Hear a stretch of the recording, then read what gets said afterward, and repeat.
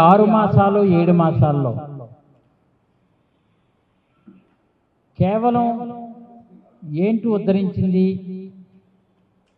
ఏంటి రాష్ట్రంలో సాధించింది అని అంటే, ఒక విషయంలో ఆరోపణలు చేయడంలోనూ, లేదంటే అబద్ధాన్ని నిజంగా చెప్పడంలోనూ, కేవలం గత ప్రభుత్వం వైఫల్యం అనే పదానికి ప్రాచుర్యం పొందే విధంగానే కూటమి ప్రభుత్వం ఈ 6 మాసాలు కాలయాపన చేసింది. ఉదాహరణ, బియ్యం అక్రమ రవాణా ఉంది. నిజంగా చెప్తున్నాం, మా మీద బురజల్లి వైఎస్ఆర్ కాంగ్రెస్ పార్టీ మీద బురజల్లే కార్యక్రమానికి పెట్టుకుంది తప్ప రాష్ట్రం మొత్తం మీద అక్రమ రవాణా విషయంలో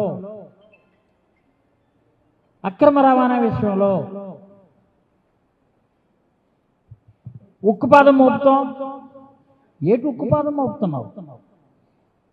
ఉక్కుపాదం మోపుతామంటే చుట్టూ మీ సామాజిక వర్గానికి సంబంధించినటువంటి వ్యక్తులే కదా రాష్ట్రంలో వ్యాపారాలు చేస్తున్నటువంటి వాళ్ళు. ఒక్కరి మీదనూ ఉక్కుపాదం మోపేవా?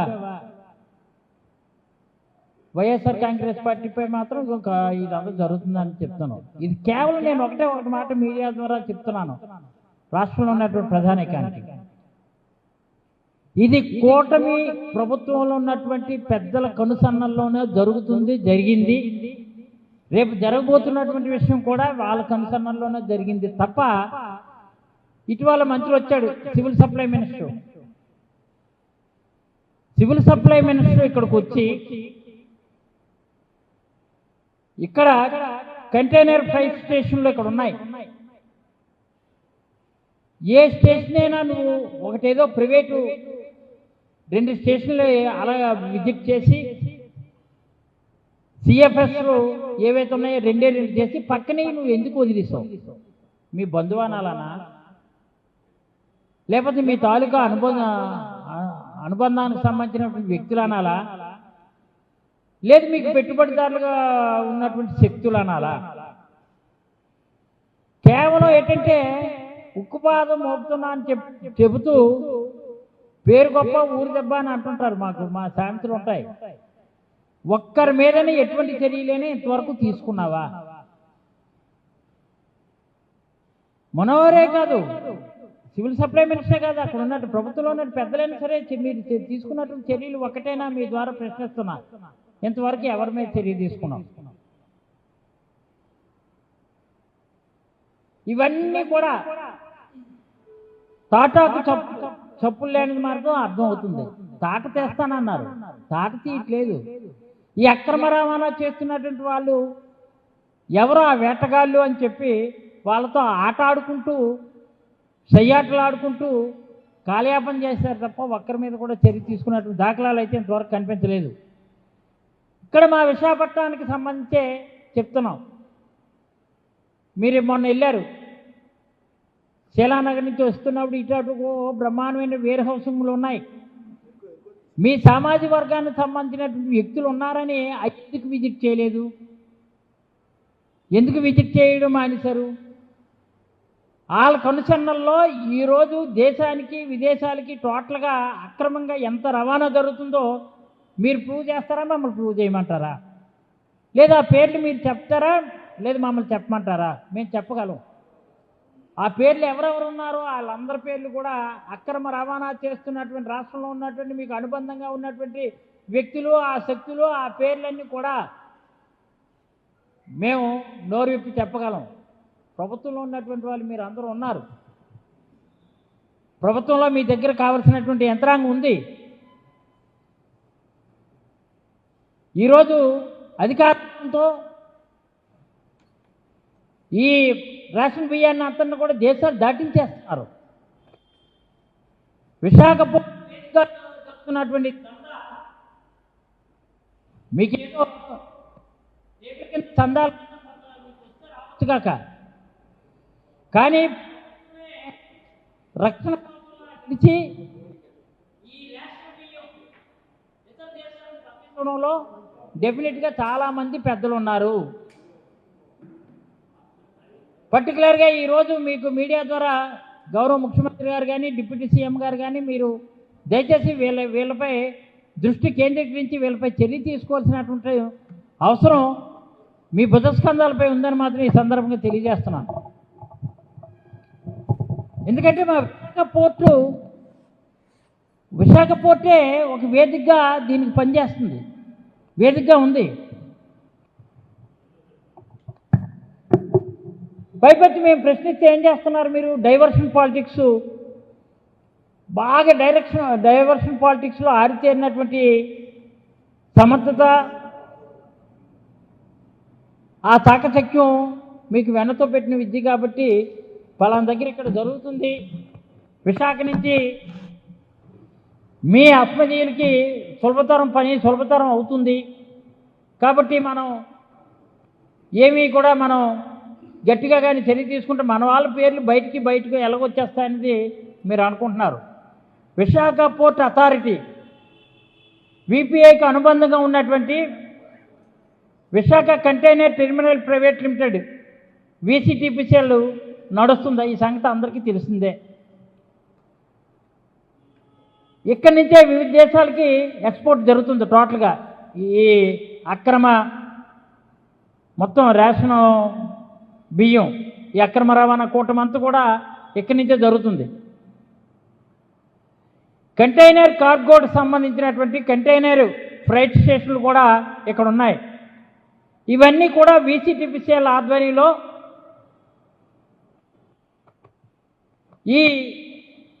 ఈ సిఎఫ్ఎస్లు నడుస్తున్నాయి. దీని పక్కనే 3 సిఎఫ్ఎస్లు పనిచేస్తున్నాయి. ఇతర దేశాలకు పంపిస్తున్నటువంటి ఈ కార్గోని కస్టమ్స్ హౌస్ బ్రోకర్ సంస్థలన్నీ అనుమతులు తీసుకొని అక్కడ ఈ కస్టమ్స్ నుంచి క్లియరెన్స్ వచ్చిన తర్వాత సిపిఎస్లు తీసుకొస్తాయి. అవన్నీ కూడా సిపిఎస్లు తీసుకొచ్చిన తర్వాత ఎక్కడైతే వేర్ హౌసింగ్స్ ఉంటాయో ఆ గొడౌన్లో ఈ బియ్యాన్ని అంతని కూడా అక్కడ నిల్వ చేస్తుంటారు. ఈ కంటైనర్ టెర్మినల్ ఆధ్వర్యంలో ఇవన్నీ కూడా మళ్ళీ లోడ్ చేసి బయట పంపిస్తారు. దీనికి అకస్మాత్తుగా మన సివిల్ సప్లై మినిస్టర్ వచ్చి విజిట్ చేశారు. విజిట్ చేసిన వాళ్ళు తొలుత ఈ కంటైనర్ ఫ్రైట్ స్టేషన్లు ఏవైతే ఉన్నాయో ఆ పక్కన ఉన్నటువంటి గేట్వే సిఎఫ్ఎస్ని అడవడిగా తనిఖీ చేసి, అది ప్రైవేట్ సంస్థ, ఎక్కడో ఛత్తీస్గఢ్ నుంచి వచ్చినటువంటి బియ్యం అక్కడ ఉంటే అక్కడి నుంచి ఆ వచ్చినటువంటి బియ్యాన్ని అది చేసి సీజ్ చేసినట్టు చేశారు. మిగిలినటువంటి పక్కనే ఈ సిఎఫ్ఎస్ సంస్థలు మిగిలిన ఎందుకు నువ్వు విజిట్ చేయలేదు, నీకు ఎక్కడి నుంచి ఫోన్ వచ్చింది, ఆ సంబంధించిన వ్యక్తులు మీకు ఎంత బంధువులా, మీ సమాజానికి సంబంధించిన వ్యక్తులే కదా. మీరేం చేశారు? అక్కడున్న బియ్యాన్ని పీడిఎస్ అని నిర్ధారించి వాటిని సీజ్ చేయాలని ఆదేశించారు. చేసి ఏం చేశారు? ఒక తహసీల్దార్ని, ఒక డిప్యూటీ తహసీల్దార్ని, ఒక విఆర్ఓని నిఘాగా ఒక కమిటీ ఏర్పాటు చేశారు. ఈ పీడిఎస్ అని తెలిసినా సీజ్ చేయకుండా మీరేం చేశారంటే ఇక్కడికి వస్తున్న ప్రతి కార్గోని క్షుణ్ణంగా పరిశీలించి ఎగుమతికి అనుమతిస్తుందా? యాక్చువల్గా ఈ పీడిఎస్ బియ్యం ఉంటే ఖచ్చితంగా సీజ్ చేసి ప్రభుత్వాన్ని నివేదిక ఇవ్వాలా. అలా కాకుండా అది కొన్ని ఈ కార్గో బ్రోకర్ సంస్థలతో ఏం చేశారంటే కుమ్మక్కైపోయి అవి సీజ్ చేయకుండా పక్కన ఉన్నటువంటి ఫ్రైట్ స్టేషన్ ఈ ఫ్రైట్ స్టేషన్లు ఏవైతే ఉన్నాయో దానికి పంపించేస్తున్నారు. పంపించి అవి అక్రమంగా కంటైనర్ల ద్వారా వేరే దగ్గర సునాయాసంగా ఇతర దేశాలకి వెళ్ళిపోవడానికి అవకాశం ఉండేటట్టు మీరే ఏర్పాటు చేస్తున్నారు. అందుకని నేను చెప్తున్నాను, ప్రభుత్వంలో ఉన్నటువంటి పెద్దలే దీనికి కవచంలాగా రక్షణ కల్పించి ఈ అక్రమ రేషన్ బియ్యాన్ని తరలించి ఏర్పాటు చేస్తున్నారని. అందుకని ఈ సందర్భంగా నేను అయితే ఒక మాట అయితే చెప్పగలను, నా పేరు మీరు చెప్పకపోతే ఆ పేర్లు కూడా బయటకు వస్తుంది. ఎందుకంటే మీ సామాజిక వర్గం చెందినటువంటి నేతే దీని కీలకమైన పాత్ర పోషిస్తూ ఆయన ద్వారా బ్రహ్మాండంగా ఆయన ఇప్పుడు మోనోపోల్ అనమాట. ఇప్పుడు కాదు, ఇంచుమించు 10 సంవత్సరాలు 30 సంవత్సరాల నుంచి అదే వ్యాపారం చేస్తున్నారు. కానీ ఆయన ద్వారా ఇది కంటైనర్స్ ద్వారా అక్రమంగా జరిగిపోతుంది ఆయన నేతృత్వంలో.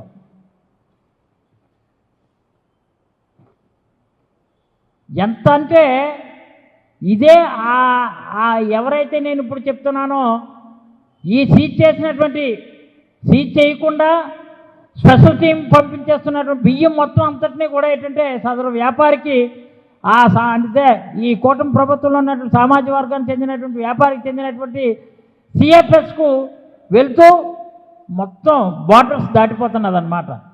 ఈ మధ్య పుష్ప 2 సినిమా చూసాం. అందులో అలాగే బార్డర్ దాటిపోయాక మన దగ్గర ఎటువంటి ఆర్డర్ ఉండదు, వెనక్కి వచ్చినవే. అంత దందాలా జరుగుతున్నటువంటి కార్యక్రమాలన్నీ కూడా ఇక్కడ కనిపిస్తున్నాయి.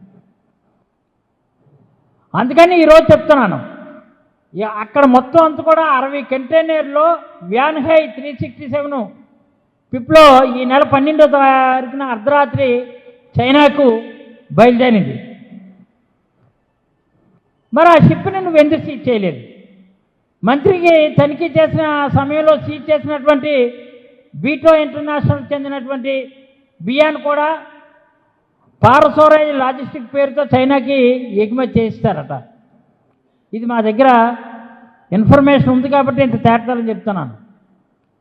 మరో 110 కంటైనర్ లోడింగ్ సిద్ధంగా ఉంది. ఇప్పుడు మీరు ఒకసారి మీడియా సోదరులు కానీ మీరు జస్ట్ ఇక్కడి నుంచి మన కాన్వెంట్ జంక్షన్ నుంచి శీలానగర్ వెళ్ళి విజిట్ చేస్తే రైట్కి కానీ తిరిగితే, రైట్కి తిరిగినా లెఫ్ట్ తిరిగినా సరే మీకు కొట్టొచ్చినట్టు క్లియర్గా కనిపిస్తుంది. ఎవరు కూడా ఇవ్వక్కర్లేదు. ఫోటోలు తీసి ఆ విజువల్స్ ఫోటోలు చూస్తే చాలు ఎంత నిల్వలు ఉన్నాయి. అవి రెడీగా లోడింగ్కి సిద్ధంగా ఉన్నాయి, అవి వెళ్ళిపోవడానికి సిద్ధంగా ఉన్నాయి. ఇవన్నీ కూడా టీడీపీ సానుభూతిపోడుగా షిప్పింగ్ వ్యవస్థని శాసించే స్థాయిలో ఉన్న వ్యాపారికి ఇప్పటికే 60 కంటైనర్లు బియ్యం తరలించగా ఇంకా ఇప్పుడు రెడీగా తరలించడానికి 110 కంటైనర్లు ఆల్మోస్ట్ 10,600 పైగా టన్నులు 10,600 పైగా టన్నుల్ని రేషన్ బియ్యం పంపించేందుకు ఎక్స్పోర్ట్ చేయడానికి సిద్ధంగా ఉంది. మళ్ళీ ఈ వారంలో మరో 90 కంటైనర్లు కూడా రేషన్ బియ్యం ఎగుమతి చేయడానికి షెడ్యూల్ ప్రిపేర్ చేశారు. మరి ఇంత జరుగుతున్నటువంటి దందాని మాలాటి వాళ్ళకే సామాన్యులుగా ఉన్నటువంటి ఇక్కడ ఉన్నటువంటి ప్రజానికానికే తెలిసినప్పుడు ఈ సివిల్ సప్లై మినిస్టర్కి ఎందుకు తెలియట్లేదు? ఎందుకు అవ్వట్లేదు? ఎందుకు మీరు అక్కడికి విజిట్ చేయట్లేదు? ఇక్కడ కోట్లు విలువ చేసే టన్నులు రేషన్ బియ్యం నిల్వలు ఉన్నాయి కదా, ఆ విషయం మీకు కానీ మీకు సంబంధించినటువంటి సివిల్ సప్లై అధికారులందరూ కూడా అక్కడికి తెలిసిన ఆరోపణలు బయట ఉన్నాయి కదా, ఇవి మీకు తెలుసా అని అంటున్నారు.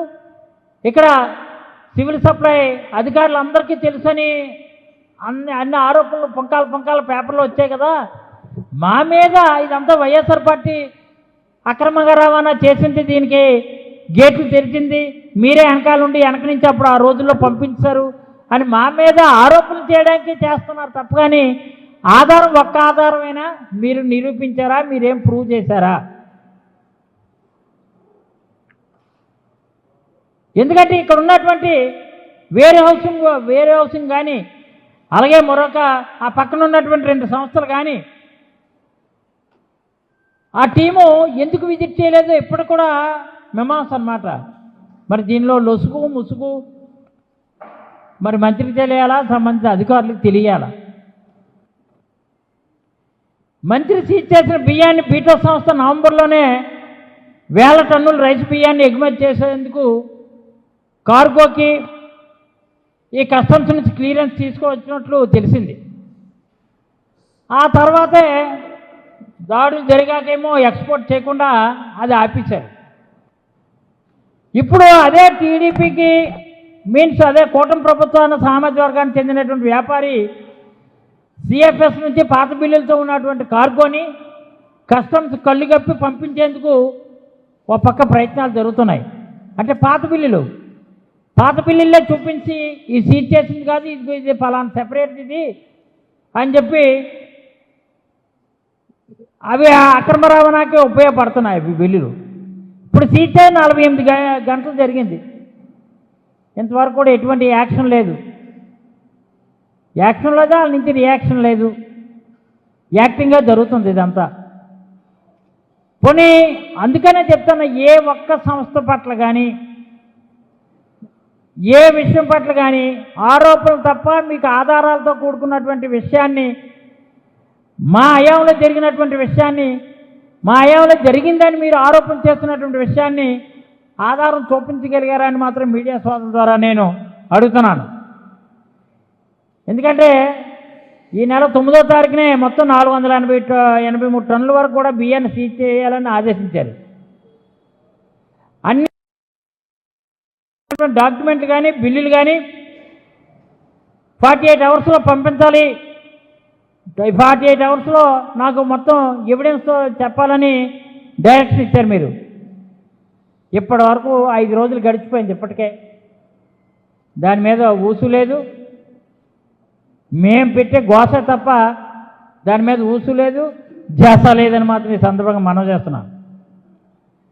త్వరలోనే ఈ పియాన్ని కూడా క్లియరెన్స్ చేసి, ఇప్పుడు ఎవరైతే ఈ తెలుగుదేశం సంబంధించినటువంటి ఆ సామాజిక వర్గం చెందినటువంటి వ్యక్తి ఎవరైతే ఉన్నారో ఆయన ఆధ్వర్యంలో చైనాకి పంపించడానికి అన్ని సలహాలు కూడా జరిగిపోతున్నాయి. అందుకని మీడియా సోదరుల ద్వారా ఈ అక్రమ దీనికి సంబంధించి నేను ఒకటే చెప్తున్నాను, బియ్యం అక్రమ రవాణాకు సంబంధించి కూటమి ప్రభుత్వానికి నేను ప్రశ్నించేది ఒకటే, మీరు ఆ పేర్లు చెప్తారా, మమ్మల్ని చెప్పమంటారా? లేదంటే ప్రభుత్వంలో ఉన్నటువంటి పెద్దలు కొంతమంది ఎవరైతే ఉన్నారో వాళ్ళే డెఫినెట్గా వాళ్ళ పట్ల దృష్టి కేంద్రీకరించి సీఎం గారు కానీ డిప్యూటీ సీఎం గారు కానీ ప్రత్యేకమైన దృష్టి కేంద్రీకరించి ఈ ఉభయలు కూడా వాళ్ళపై యాక్షన్ తీసుకోకపోతే ప్రజాస్వామ్యంలో మీరు ప్రజల దగ్గర డెఫినెట్గా ఏదో రోజున మళ్ళీ మీరు తల వంచి సమాధానం చెప్పాల్సినటువంటి అవసరం త్వరలోనే ఏర్పడిపోతుందని మాత్రం ఈ సందర్భం తెలియజేస్తున్నాం. ఎందుకంటే వైఎస్ఆర్ కాంగ్రెస్ పార్టీపై ఆరోపణలు చేయడం కాదు, ఒక్క ఆధారం కూడా లేదు.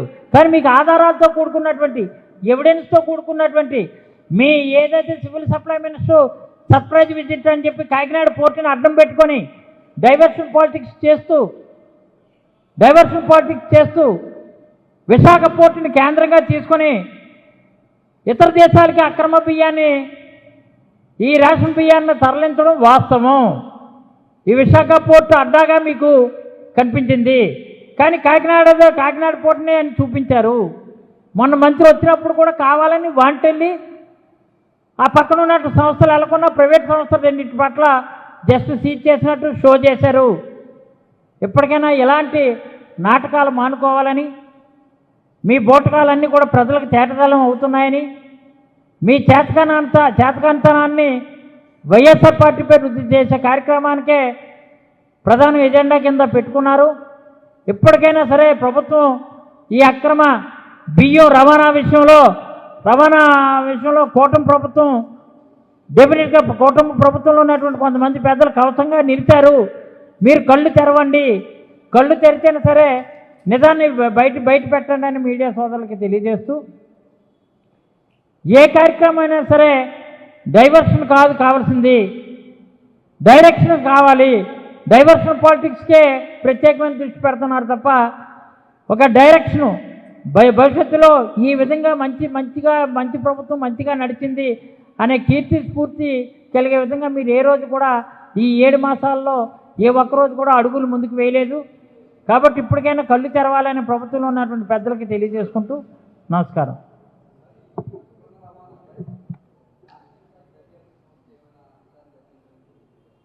ఏ చేయాలన్నా ప్రభుత్వం సహకరించాలి కదా.